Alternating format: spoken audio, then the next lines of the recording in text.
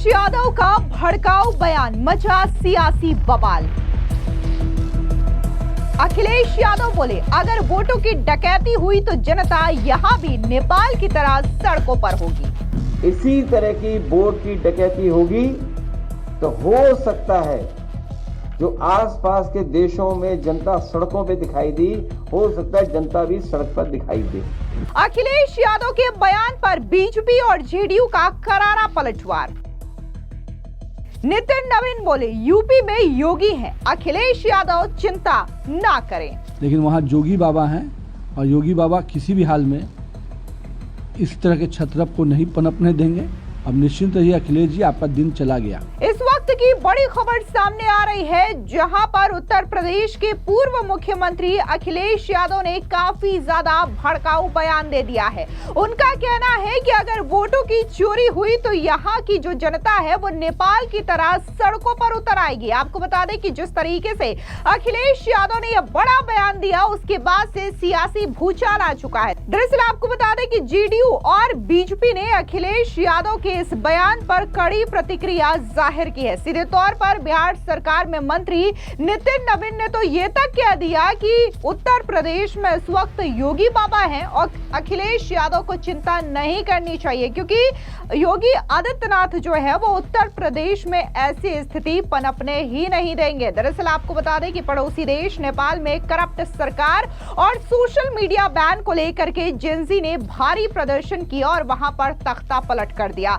हालांकि अब सब कुछ काबू में है और अब नेपाल की अंतरिम प्रधानमंत्री सुशीला कार्की बन चुकी है। इस बीच समाजवादी पार्टी के अध्यक्ष अखिलेश यादव ने लखनऊ में प्रेस कॉन्फ्रेंस कर बड़ा बयान देते हुए कहा कि नेपाल जैसे हालात भारत में भी पैदा हो सकते हैं। उन्होंने मोदी सरकार और चुनाव आयोग पर वोट चोरी का गंभीर आरोप लगाया और अयोध्या चुनाव में बाहरी लोगों के शामिल होने की बात कह डाली। सपा मुख्यालय में प्रेस वार्ता के दौरान अखिलेश यादव से यह सवाल पूछा गया कि श्रीलंका बांग्लादेश के बाद नेपाल में आंदोलन हुआ, क्या वो ऐसी स्थिति भारत में देखते हैं? इस सवाल के जवाब में यूपी के पूर्व सीएम अखिलेश यादव ने कहा कि पहली प्राथमिकता ये होनी चाहिए कि पड़ोसी देशों और सीमाओं पर शांति हो। भारत सरकार कई बार अपनी विदेश नीति में असफल रही है, ये हमने देखा है। साथ ही अखिलेश यादव ने सरकार और चुनाव आयोग पर वोट चोरी का आरोप लगाते हुए कहा कि पड़ोस में जो जनता करती दिखाई दे रही है, हो सकता है कि वो यहां भी करती दिखाई दे। उन्होंने आरोप लगाया कि अयोध्या में हुए चुनाव के दौरान बाहर से लोग आए थे, वोटों की चोरी हुई। अगर ये चलता रहा तो देश में भी नेपाल जैसे हालात हो सकते हैं। एक बार आप भी सुनिए अखिलेश यादव का ये बयान, जहां पर उन्होंने स्पष्ट तौर से कहा कि अगर वोटों की डकैती हुई तो भारत में नेपाल जैसे हालात हो सकते हैं। ये बात सुनिश्चित करना चाहिए, ये इलेक्शन कमीशन की जिम्मेदारी है कि इस तरह का वोट चोरी कहीं ना हो, वोट डकैती कहीं ना हो। हालांकि जिस इलेक्शन की वो रेफर कर रहे थे वो अलग इलेक्शन है, लेकिन पूरा देश जानता है और आपने बड़े करीब से देखा यूपी का, जब ये वोट चोरी से नहीं जीत सकते थे तो सोचिए रिवॉल्वर निकाल करके इन्होंने वोट रोका, अपने स्वजाति लोगों को पोस्ट कर करके। उस समय जितने भी प्रिसाइडिंग ऑफिसर्स बने थे, जितने भी चुनाव से संबंधित अधिकारी पोस्ट हुए थे, क्या मुख्यमंत्री जी ने अपनी स्वजाति के नहीं पोस्ट किए थे? कुंदरकी का चुनाव हो, डीएम एसपी कमिश्नर को क्या निर्देश नहीं थे? सोचिए कोई पॉलिटिकल पार्टी, हम शिकायत करते रह गए। 77% वोट पाए हैं पढ़ने वाला। रामपुर का चुनाव हम लोगों ने देखा, छीन लिया चुनाव, शिकायत करते रहे। मीरापुर का चुनाव और अयोध्या के चुनाव में एक व्यक्ति पकड़ा गया था, वो एक मंत्री का साथी था। 5000 लोग आए हुए थे अयोध्या के चुनाव में, सोचिए आप, बाहर से लाए गए थे, अमेठी से, तिलोई से, वहां से गए थे लोग। जो पकड़ा गया था व्यक्ति वो खुद स्वीकार कर रहा था कि वो मंत्री से फोन मिलाई है। पुलिस का इंस्पेक्टर होशियार था, उसने बस फोन को काट दिया, लेकिन सच्चाई उसी से में खुल जाती। नहीं, मीडिया में बोला था, लेकिन इंस्पेक्टर बड़े होशियारी से बचाव करके ले गया। तो ये डकैती हो रही वोट की। जो बात मैं कहना चाहता हूं, जो बात मैं कहना चाहता हूं, इसी तरह की वोट की डकैती होगी तो हो सकता है जो आसपास के देशों में जनता सड़कों पे दिखाई दी, हो सकता है जनता भी सड़क पर दिखाई दे। अब जिस तरीके से अखिलेश यादव ने यह बयान दिया है, इस बयान को लेकर के सियासी घमासान शुरू हो चुका है।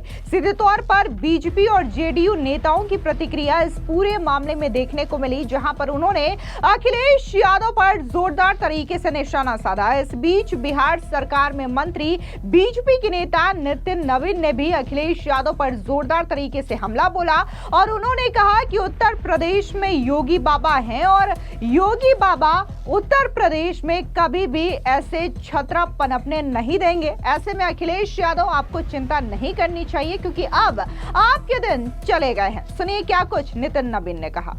तो लालू जी और अखिलेश यादव किस पैटर्न से बिहार यूपी में चुनाव लड़ते थे, बंदूक के नोक पर दबंगई से जो उनके तथाकथित छत्रप हुआ करते थे हर क्षेत्र के, उनके दबंगई और उनके बंदूक के नोक पर ही तो चुनाव लड़ते थे। तो वो क्या बताएंगे कि वोट का जब बूथ लूटने की बारी आती थी तो बिहार में लालू जी और अखिलेश जी के लोग ना यूपी में खेल खेलते थे।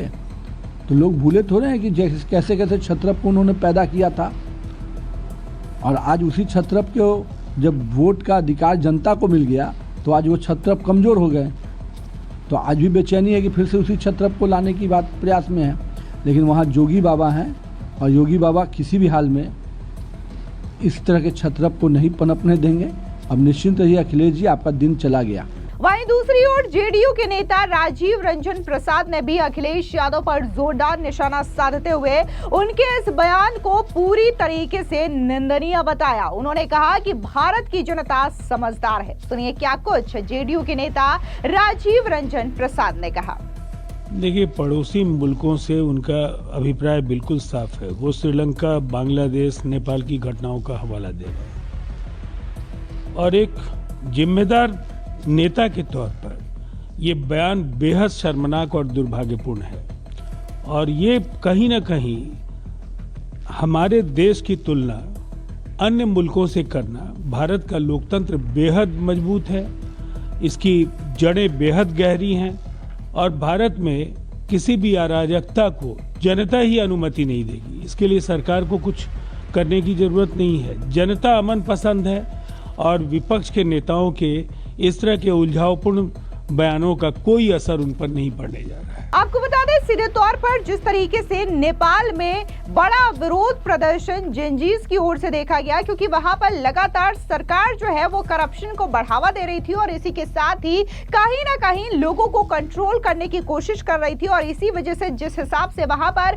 पूरे सोशल मीडिया पर बैन लगाया गया, इसके खिलाफ वहां पर आम जनता का गुस्सा फूट पड़ा और खास तौर से इस आंदोलन को जो लीड किया जा रहा था वो जेनजीज की ओर से लीड किया जा रहा था। हालांकि वहां पर अब सिचुएशन जो है वो कंट्रोल में कर ली गई है और इसी के साथ ही पहली महिला अंतरिम प्रधानमंत्री सुशीला कार्की बन चुकी है। लेकिन फिलहाल जिस तरीके से नेपाल की जो कंडीशन है, इसको लेकर के भारत सरकार तो अलर्ट मोड में नजर आ रही है। लेकिन बात अगर हम विपक्ष की करें तो विपक्ष लगातार इस तरीके के भड़काऊ बयान दे रहा है, फिर चाहे वो अखिलेश यादव हो, कांग्रेस पार्टी के तमाम नेता हो या फिर संजय राउत जैसे नेता हो, वो बार बार इसी तरीके का बयान दे रहे हैं और कहीं ना कहीं नेपाल के सिचुएशन को लेकर के भारत से तुलना कर रहे हैं और ये बार बार बताने की कोशिश कर रहे हैं कि अगर भारत में इसी तरीके की चीजें चलती रही तो कहीं ना कहीं जो सिचुएशन हमने बांग्लादेश, श्रीलंका और हाल ही में नेपाल में देखी है, वही सिचुएशन भारत में भी हो सकती है।